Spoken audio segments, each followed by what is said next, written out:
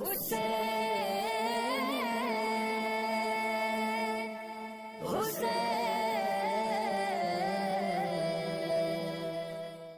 کے لیے دعا کرتا ہوں۔ حدیث بہت معروف ہے، میں نے پہلے بھی غیر ماہ رمضان ہے اور اس میں پڑھنی چاہیے کہ جب حضرت موسیٰ علیہ السلام جو نبی تھے خدا کے، وہ آپ کو پتہ ہے کلیم اللہ تھے، اللہ سے گفتگو کرتے تھے، اللہ سے کلام کرتے تھے۔ تو انہوں نے کہا کہ اب میرے علاوہ بھی کوئی ہے جو آپ سے بات کرے گا؟ تو پروردگار نے کہا ہاں، آخری زمانے میں یعنی آخری نبی کی ایک امت ہوگی کہ وہ مجھ سے کلام کرے گی، یعنی وہ مجھ سے بات کرے گی، اور میرے اور آپ کے درمیان موسیٰ 70 حجاب ہیں، 70 پردے ہیں، لیئرز ہیں، مگر اس امت کے میرے درمیان میں کوئی حجاب نہیں ہوگا۔ کہا یار پروردگار یہ کون سا ایسی امت ہے؟ کہا وہ امت جب روزہ افطار کر رہی ہوگی، افطار کے وقت وہ جو بھی مجھ سے دعا مانگے گی میں اس کی دعا کو مستجاب کروں گا۔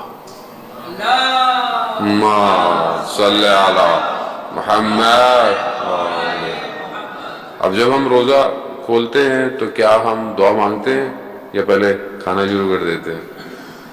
یعنی بڑا نیچرل سا ہے کہ اگر وہ ہمیں ایک اپرچونٹی ہے کہ جب ہم بیٹھتے ہیں دسترخوان پہ تو ہم دعا پڑھ رہے ہیں افطار کی، بسم اللہ پڑھیں، سورہ قدر پڑھیں، تو ہماری دعا پہلی کیا ہے؟ اس وقت پہلی دعا کیا ہے؟ ہمیں ایک اپرچونٹی دی ہے پروردگار نے کہ دعا مانگو میں قبول کروں گا، اس وقت میری دعا کیا ہے؟ کیا میں اپنے وقت کے امام کی ظہور کی دعا کر رہا ہوں یا نہیں کر رہا؟ یہ دیکھیں، جو چیز انسان مانگتا ہے اسی سے اس کا اندر پتہ چلتا ہے۔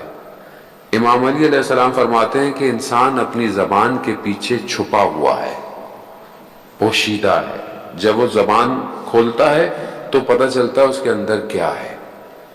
میری دعا میری خواہشات کو بتاتی، میری دعا میری چیزوں کو بتاتی ہے، میری دعا میرے ہدف، میرے مقصد کو بتاتی ہے۔ یعنی اگر کوئی آپ سے بولے کہ الادین کا چراغ مل جائے آپ کو، الادین کا جو چراغ کارٹونوں میں فلموں میں دیکھتے ہیں 3 دفعہ جن باہر نکلے گا، وہ 3 خواہشیں میں پوری کروں گا، میری کیا 3 خواہشات ہیں؟ خوب انسان ٹیسٹ کرے اپنے آپ کو۔ کہاں ٹیسٹ کریں گے آپ؟ قیامت میں ٹیسٹ نہیں ہے، قیامت میں رزلٹ ہے، ٹیسٹ یہیں پر ہے۔ میں اپنے آپ کو ٹیسٹ کروں، خوب میری کوئی دعا پوری ہو رہی ہے، میں اپنے آپ کو میں کیا مانگوں گا، کیا خواہشات ہیں میری؟ مولا کائنات فرماتے ہیں جو براغم ہے کہ انسان اپنے ہمت اور ارادوں سے پہچانا جاتا ہے۔ میرا ارادہ کیا ہے؟ اگر میرا ارادہ ہے کہ دنیا ہے، گھر ہے، گاڑی ہے، میری یہی قیمت ہے، میری یہی پرائس ہے۔ اگر میری دعا وقت کا امام ہے تو پھر آپ سوچیں میری اور آپ کی کیا قیمت ہوگی؟ یعنی خود ہماری قیمت کے لیے پھر بازار لگے گا کہ ہاں یہ شخص چاہیے۔ اس لیے ایک شہید نے اپنے وصیت نامے میں اپنے بیٹے کو جو لکھا، اس نے ہی لکھا کہ اپنے آپ کو اس مقام پہ لے جاؤ کہ خدا تمہارا خریدار بن جائے۔ خدا تمہارا خریدار ہے، اپنے آپ کو ایسا کرو کہ خدا بولے ہاں یہ بندہ میرا، مجھے چاہیے، یہ میرے کام کے لیے ہو۔ تو میری خواہش کیا ہے؟ کہاں ہے امام میری زندگی میں؟ میں بہت سارے واقعات بہرحال پڑھتا رہتا ہوں، بہت سارے لوگ مجھے کہتے ہیں آج صاحب وہ والا واقعہ پڑھ دیں، وہ والا واقعہ، جبکہ آپ لوگوں نے بہت سے لوگوں نے سنا ہوتا ہے، لیکن بہرحال دوبارہ تکرار جو ہے وہ اپنے لیے بھی ہوتی ہے، میرے لیے بھی ہوتی ہے۔ ایک واقعہ میرا بہت زیادہ لوگوں نے سنا ہوا ہے، لیکن بہرحال مجھے دوست نے کہا کہ اس کو آپ پڑھیے گا، وقت کے امام سے ریلیٹڈ ہے۔ واقعہ جو ہے وہ آیت اللہ شمس الدین نے بھی اپنی کتاب میں لکھا ہے اور باقی کتابوں میں بھی لکھا ہے، استاد پانایا نے بھی اس کا ذکر کیا کہ ایک جگہ ایک شخص کی دکان ہوتی ہے ہربل کی، وہاں پہ 2 لوگ آتے ہیں اور اس سے وہ کافور اور سدر مانگتے ہیں۔ کافور اور سدر آپ کو پتہ ہے جب مردہ ہو جائے تو 3 غسل اسے دیے جاتے ہیں، ایک کافور کے پانی سے، ایک سدر کے پانی سے اور ایک عام پانی سے۔ تو وہ اس کی دکان سے وہ کافور اور سدر لینے آتے ہیں۔ اب اس کی فرینچ ٹرانسلیشن کیا ہوگی کافور سدر کی مجھے نہیں پتا، بہرحال غسل جب میت ہو تو اس کو 3 غسل دیے جاتے ہیں.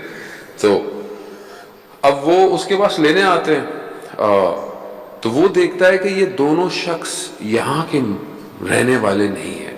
جیسے آپ کے یہاں کوئی شخص 2 لوگ آ جائیں، آپ بولیں ہولیوں سے اور یہاں سے نہیں لگتے، کہیں اور کے ہیں، تو وہ کہتا ہے آپ کہیں اور کے ہو. اس سے کہتا ہے آپ کو اس سے کیا، آپ ہمیں وہ دیں جو ہم لینے آئے ہیں. کہتا ہے نہیں، آپ کی شخصیت بتا رہی ہے کہ آپ کوئی بہت اچھے. تو جب وہ بہت زیادہ جو ہے وہ انسسٹ کرتا ہے کہ کون ہے، تو وہ کہتے ہیں کہ ہم امام زمانہ کے ساتھ ہوتے ہیں اور ہمارے ایک دوست کا انتقال ہو گیا ہے اور امام نے کہا ہے کہ یہ لے کر آؤ. اب جب وہ یہ سنتا ہے تو اس کے تو اندر ایک تڑپ پیدا ہو جاتی ہے کہ میں امام زمانہ سے، تو کہتے ہیں مجھے لے چلیں اپنے ساتھ، میں امام سے ملنا چاہتا ہوں. تو وہ کہتے ہیں ہمیں اجازت نہیں ہے کہ ہم آپ کو اپنے ساتھ لے کے جائیں. وہ کہتا ہے بہت بہت کوشش کرتا ہے، بہت ان کے آگے پاؤں پڑ جاتا ہے. کہتا ہے ایک شرط پہ آپ مجھے لے جائیں کہ آپ مجھے لے جائیں، اگر امام نے اجازت دی تو ملا دیجیے گا، نہیں دیں تو مجھے آپ چھوڑ دیجیے گا. کہتے ہیں ٹھیک ہے. اب یہ اپنا سامان اٹھاتا ہے اور یہ چلنا شروع کرتے ہیں. چلتے چلتے ہیں جیسے یہاں سے چلنا شروع کریں آپ تو سمندر آ جائے گا. تو وہاں بھی پانی آ جاتا ہے تو دیکھتے ہیں وہ دونوں شخص پانی کے اوپر چل رہے ہیں اور یہ کھڑا ہوا ہے. تو اس کو مڑ کے دیکھتے ہیں کیا ہوا. کہتے ہیں میں پانی پہ کیسے چلوں. کہتے ہیں بسم اللہ پڑھو اور اللہ کو آخری حجت کا، آخری امام کا واسطہ دو اور پھر چلنا شروع کر دو. یہ دیکھتا ہے کہ یہ پانی کے اوپر چلنا شروع کر دیتا ہے. چلتے چلتے درمیان میں جاتا ہے، کالے بادل آتے ہیں، بارش شروع ہو جاتی ہے. جب بارش شروع ہوتی ہے اس کے کپڑے گیلے ہوتے ہیں، بھیگنا شروع ہو جاتے ہیں. اس کو ایک دم یاد آتا ہے کہ یہ اپنی دکان کی چھت پہ صابن سوکھنے کو رکھ کے آیا تھا. جیسے ہی اس کا ذہن وہاں جاتا ہے یہ پانی میں ڈوب جاتا ہے. اب یہ ہاتھ پاؤں مارنے لگتا ہے تو وہ کہتے ہیں، اس کی طرف دیکھتے ہیں، کیا کر رہے ہو تم، جا کہاں رہے ہو اور تمہاری سوچیں کہاں ہیں. اب یہ پھر شرمندہ ہوتا ہے، میں کیا کروں. کہا وہی کرو، بسم اللہ پڑھو، آخری امام کا واسطہ دو. پھر چلتا ہے.